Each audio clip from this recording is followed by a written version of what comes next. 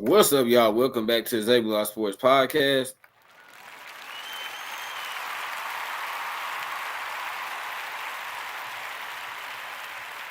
Yeah, I'm your host Isaiah, and we are live, y'all. And the day is finally here. It is WNBA Draft Day.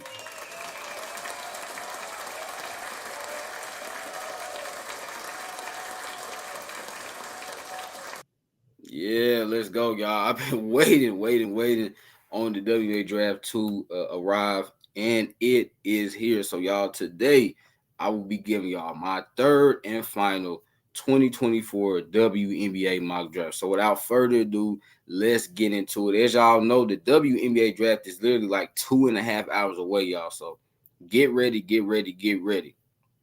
So, y'all, with the first pick, I have the Indiana Fever selecting Caitlin Clark, guard, Iowa. And this is a no-brainer pick. We've known for the last couple of months now that the Fever were going to select Caitlin Clark. And, y'all, this is going to be a great pick for them. Amazing pick for them because you're going to have Caitlin Clark, Kelsey Mitchell, Aaliyah Boston, and Alyssa Smith. You're going to have a big four. And they also still got supporting players like Victoria Saxton and Lexi Hall. Y'all, I'm telling you, Caitlin Clark is going to be a special player with her shooting, really her deep range shooting, her ball handler / playmaking. And I really do believe she's going to become a better defender now that she's going to have this is going to be the most talent that Caitlin Clark has ever had on the team in her life, y'all. She has never played with players like Kelsey Mitchell and Aaliyah Boston and Alyssa Smith and Lexi Hall and Victoria Saxton. So I cannot wait to see what she's going to do. But if you're the Fever, you're hoping that once you select Caitlin Clark, that is going to be able to elevate you back to the playoffs because the Fever already have a pretty solid roster, but they're just missing that last piece, and they're hoping Caitlin Clark is going to be that last piece, and I think she will be. Next up, y'all, we have the LA Sparks on the clock at pick 2. I had them taking Cameron Brink, center out of Stanford. I'm not going to lie to y'all. I had been going back and forth and back and forth and back and forth with this pick because, y'all, Yahoo Sports reported that the LA Sparks are very interested in South Carolina center Camila Cardoza. But y'all, at the end of the day, I had to have them taking Cameron Brink because Cameron Brink has a much higher upside than Cardoza. And I don't think there's any way in the world the Sparks can miss out on her, right? You cannot afford to take Cardoza at pick 2, and then the Sky are probably going to take Cameron Brink. If you're the Sparks, you have to get Cameron Brink at pick 2. You cannot just automatically assume that the Sky would not take her because they would. Like, let's say, y'all, that the Sparks take Cardoza at number 2.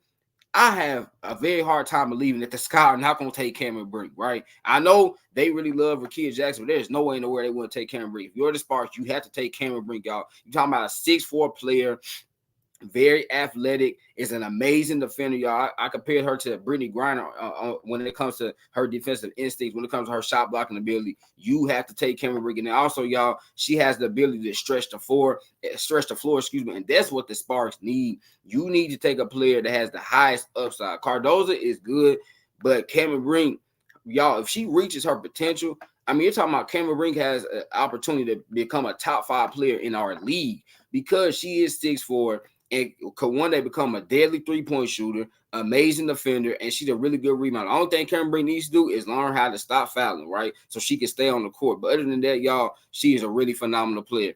Next up, we had the Chicago Sky on the clock with pick 3, and I had them taking Rakia Jackson Ford out of Tennessee. And y'all, for me, again, this is kind of like with Caitlin Clark. This is a no-brainer pick. I know some people think that they're going to take Camila Cardoza, but y'all, when you look at the Sky, they traded away Kalia Copper. I literally just did a Rakia Jackson Scott report a couple of days ago. For those that missed that live stream, please go back and watch it. But I compared her to Kalia Copper. You talk about Rakia Jackson. She's a 6'2" forward, and y'all, she is a great two-way player. I think she might be the most well-rounded player in this draft class because the only major weakness, in my opinion, that she has is her three-point shooting. It's not even that she cannot shoot a 3. It's just she needs to shoot it more consistently, right? Because this year she shot at 33.8%. That's almost 34%. So that's not bad. It's not like she's just a horrible three-point shooter. She just needs to shoot it more consistently and more confidently. But when I look at Rakia Jackson, she is long, lanky, and can guard multiple positions. And then, y'all, you talking about offensively, her mid-range game, in my opinion, she has the best mid-range game in this draft class, and she can post up. There's no way the Sky pass up on her. No way they pass on her because you need a player like that to build your team around. You pretty much traded Kalia Copper, a player that I compare Rakia Jackson to. So why not get Rakia Jackson, who's a little bit younger than Kalia Copper and could really become one of the best small forwards in the WNBA? And y'all know nowadays you have to have like a 6'2", 6'3" forward that can guard multiple positions and that is an amazing scorer offensively, but can score in a variety of ways. Posting up, mid-range, getting to the basket, and that's what Rakia Jackson will bring to Chicago Sky. Next up, y'all, we had the Sparks on the clock at pick 4. I had them take Camila Cardozo, center at South Carolina. And y'all, I wouldn't go this route. I would probably take Aaliyah Edwards. But with this mock draft, I was trying to do what we have been hearing, what's been reported. And like I told y'all, Yahoo Sports did report that the Sparks are very interested in Camila Cardozo. So I think they will form a Twin Towers duo with her and Cameron Brink. Now, the fit is questionable right now because Cameron Brink is still growing as a shooter.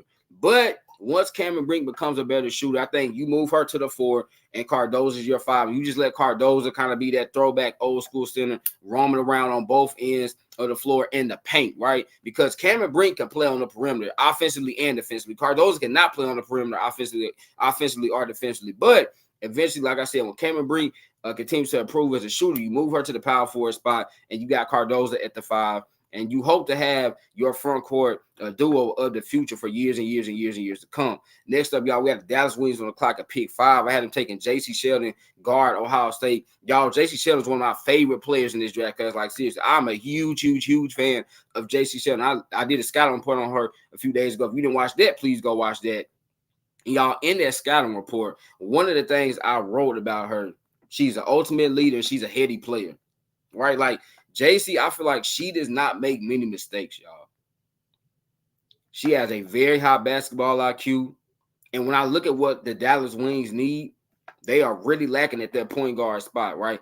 They could use a point guard like JC Sheldon that is a low-maintenance player. That's what else I wrote about her, y'all. She's a low-maintenance player. I mean, she doesn't need the ball in her hands to be successful because JC, she can spot up and shoot that thing from 3 because she shot it at 37%. She can guard multiple positions. She has good size because she's 5'10". It's not like she's 5'6" or 5'7". She has good size for a point guard. And she is just the ultimate leader. And I think if you have her and Enrique Gumawala in the same backcourt, that is a good combo to have right there. Because, you know, Enrique is like the scorer. But then you got J.C. Sheldon who provides a good two-way presence and also some playmaking every now and then and some good spot-up shooting. That's what the Wings need. Y'all, the Wings only shot the 3 ball at a 31.2% clip, right? This is a team that desperately needs 3-point shooting, and J.C. Sheldon will definitely provide that for them. Next up, y'all, we have the Washington Mystics on the clock at pick 6, and I had them taking Aaliyah Edwards forward out of UConn.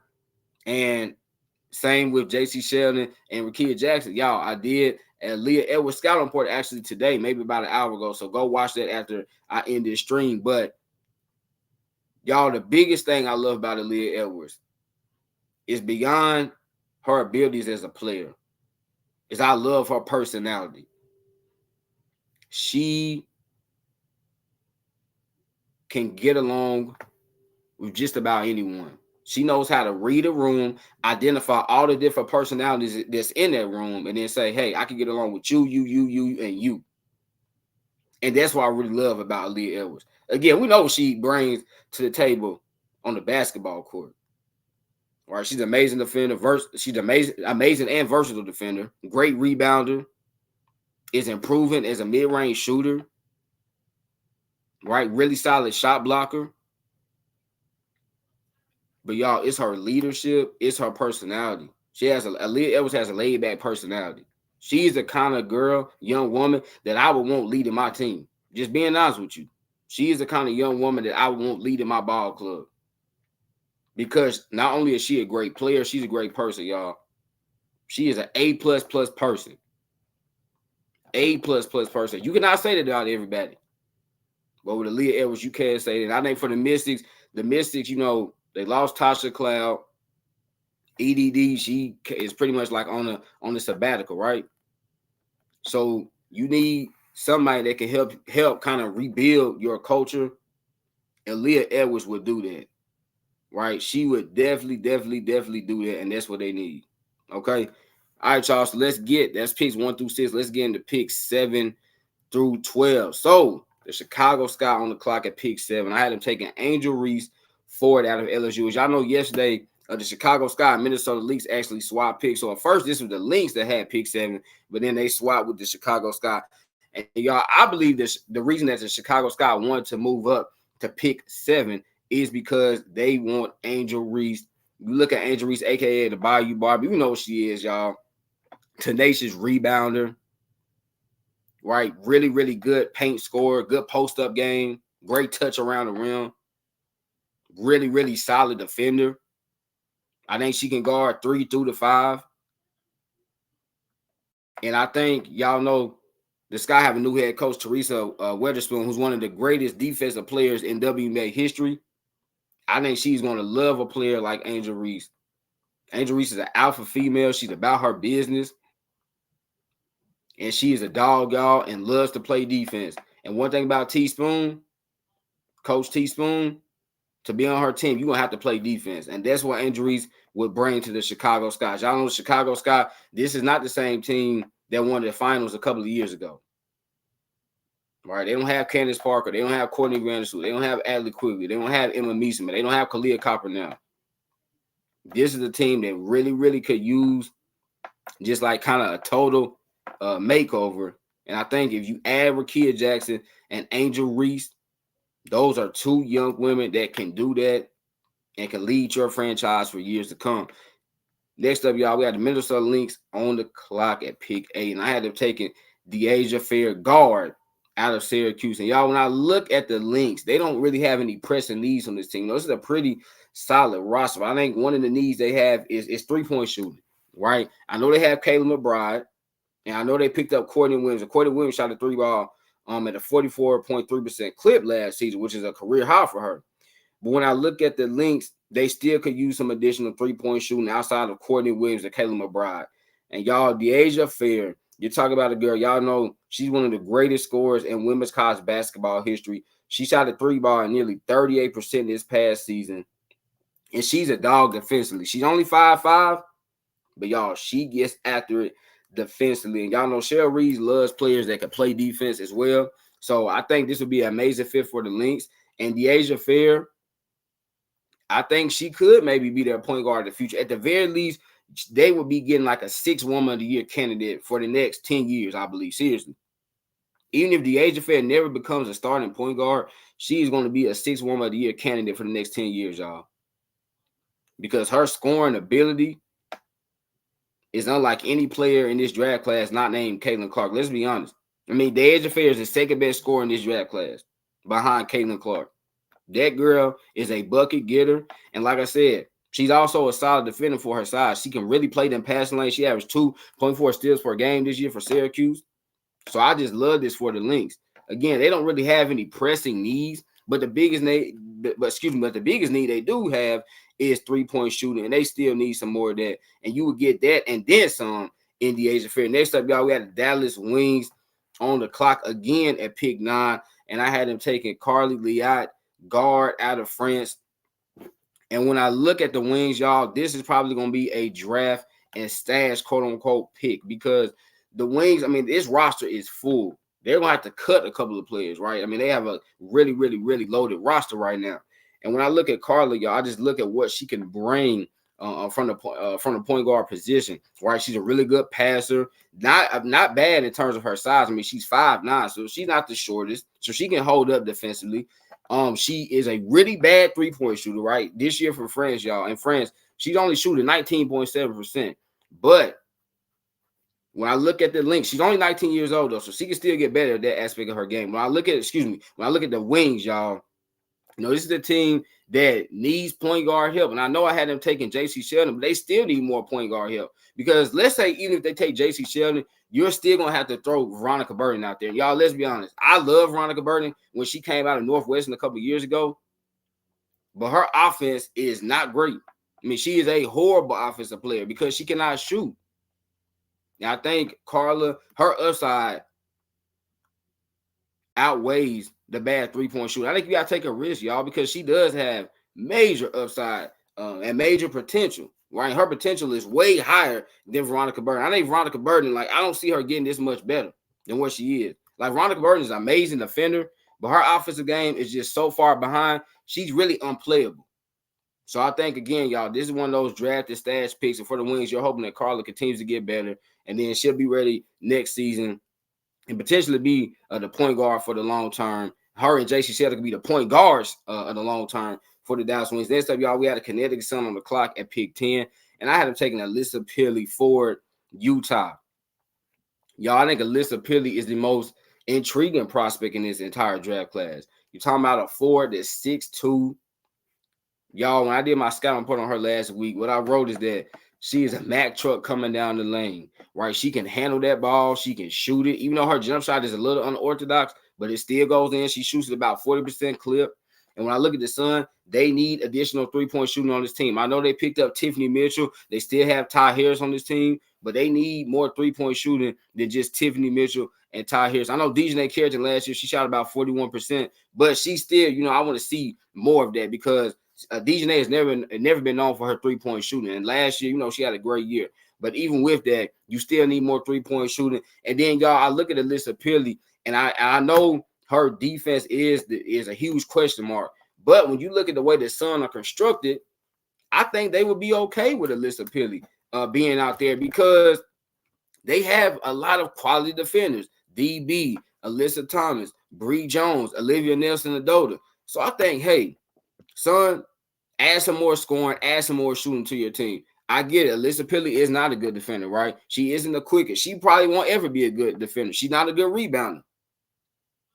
But I would be willing to add her to my team considering the makeup of the Connecticut Sun, and they already have tons of quality defenders. Add some scoring and shooting, and I think it kind of balances things out. Next up, y'all, we had a New York Liberty on the clock at pick 11. I had him taking Nakai Mule, guard out of UConn.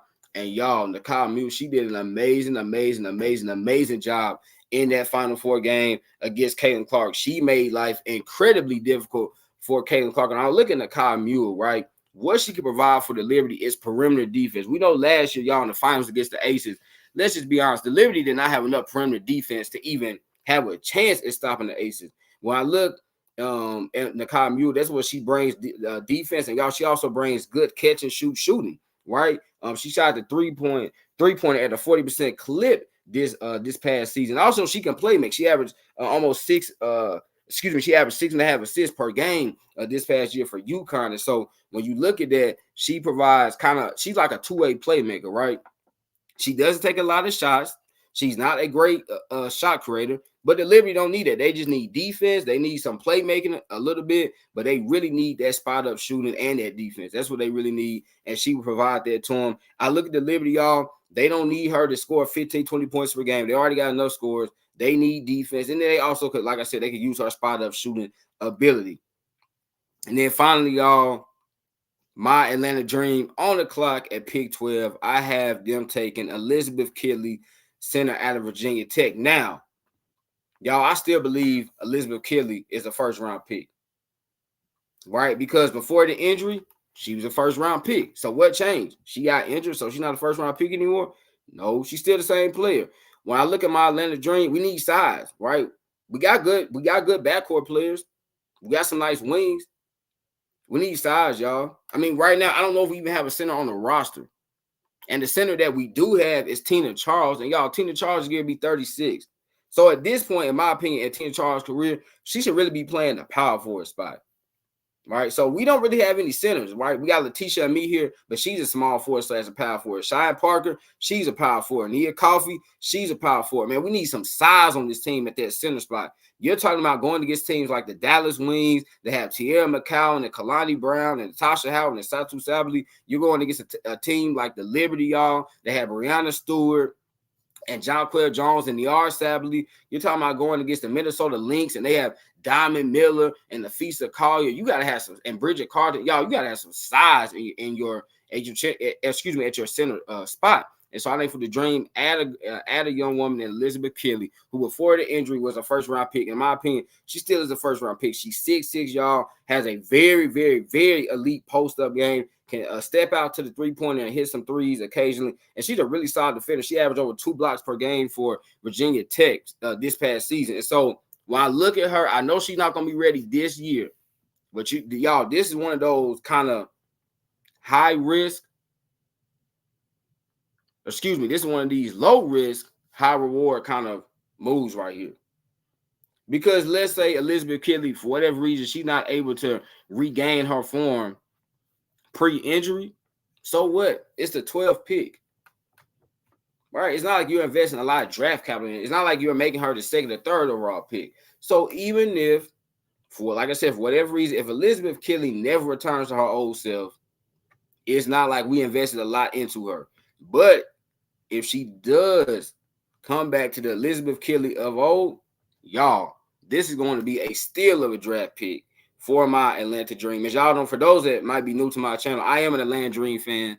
I love what we have going on, right? We got Alicia Gray, we got Ryan Howard, we traded for Jordan Canada, we acquired Aerial Powers, like we have going on, but we need more size, right? Because I want my Dream to be able to compete. I want to be able to compete for championships. You need more size. And y'all think, again, Elizabeth Kelly, before the injury, she was a first-round pick. I still think she's a first-round pick. And this is going to be one of those picks that I think if she's able to return to her old self, it's going to be like, wow, why did some of these teams pass up on her? So there y'all have it, y'all. That is my third and final WNBA mock draft.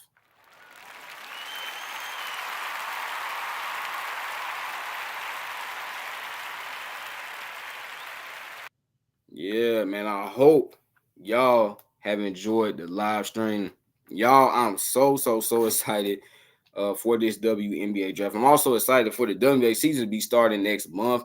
Y'all, I'm telling you, we're going to be doing a lot of WNBA content. So get ready for that. When I say a lot, I mean a lot. Seriously, okay? I'm not exaggerating when I say it. It's going to be a lot of WNBA content.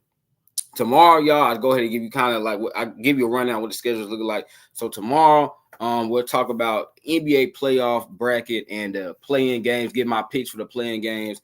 And also, y'all, I will recap the WNBA draft and we'll kind of talk about maybe what picks surprised us, what teams won, all that good stuff. Y'all, hope you enjoy for those that are watching, I hope y'all enjoy the WNBA draft on tonight. Remember, laughter is good medicine, so make sure you get your daily dose. Y'all know I'm an indie man. I love y'all. God bless. Peace.